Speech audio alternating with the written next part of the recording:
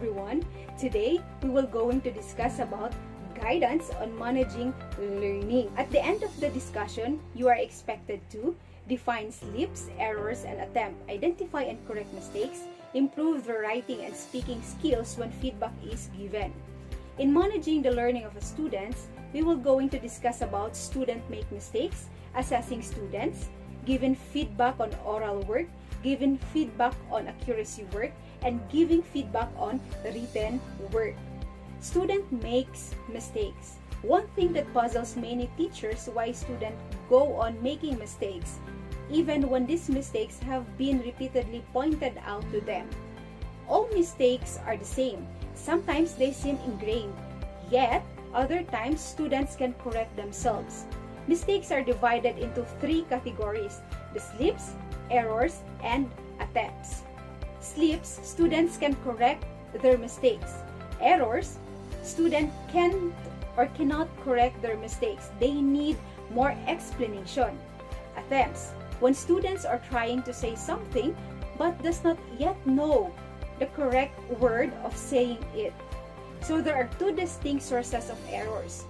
First, L1 or first language interference and developmental error. L1 interference, language transfer occur when learner's primary language influences his/her progress in secondary language. Interference most commonly affect pronunciation, grammar, structure, vocabulary, and semantics. While developmental error, it refers to overgeneralization. For example, students say, "Daddy goed," instead of saying, "Daddy went." The student may not knowing the regular past end, so the teachers may give feedback to correct their mistake or overgeneralization. So as a student, after giving tasks to our learners, we need to give a feedback in order for them to know their strengths and weaknesses, and we can help them to improve themselves. Assessing students' performance.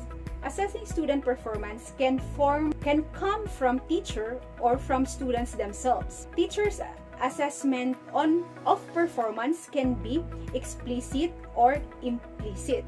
Explicit, when the teacher say that was good or that was okay, while implicit, teacher says nothing. Example, during language drill, we pass on the next student without making any comment or correction. So this is always dangerous because student may think something else. So we need to give feedback, as what I have said, after the activity or after their work have been done. Apart from test and exam, there are a number of ways which we can assess our students' works. We have comments, marks and grades, and reports. So commenting on student performance happen at various stages both in and outside the class. Mark and grades, students are graded on their work and they are always keen to know what grades they have been achieved. Reports, at the end of the term or year, teachers write on their students' performance. It is important when writing reports to achieve judicious balance between positive and negative feedback. Student assessing them. Student self-assessment is bound with the whole matter of learner, since we encourage them to reflect upon their own learning. Feedback during oral work. Through feedback, both assessment and correction can be very helpful during oral work. Teachers not necessarily deal with an oral production in the same way. Feedback during accuracy work. Here, when we show incorrectness, we are hoping that the student will able to correct themselves.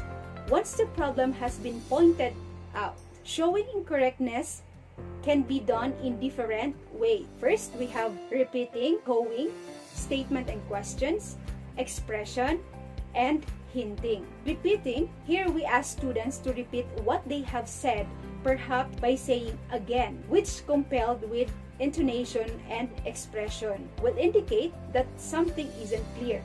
Echoing, things can be precise way of pinpointing error. Statement and question, we simply say, "Good try." Expression, When we know our student well, a simple facial expression or gesture may enough to indicate that something doesn't work. This need to done with care because it can cause certain circumstances appear to be mocking or cruel. Hinting, a guide of helping students to activate roles they already know is to give hint. Feedback during fluency work. There are ways we can respond to our student once such activity is over. So we can give them gentle correction and recording mistake. Gentle correction can be offered in a number of ways. We might reformulate what the student said in expectation that we will pick up over reformation, even though it's hard to wrap their speech. Recording mistake. We frequently act observers and watching and listening to the students so that we can give positive and negative feedback. Feedback on written work. The way we can give feedback on writing will depend on the kind of writing task the student have undertaken, whether letters, poem, reports, and stories. During the writing process, we will responding rather than correction. Responding. When we respond, we say how the text appears to us and how successful we think it has been before suggesting how it could be improved. The comments we offer need to be helpful and not censorious. Correcting. Many teachers use correcting codes to indicate that students have made mistakes. This makes correction much neater and less threatening than random comment.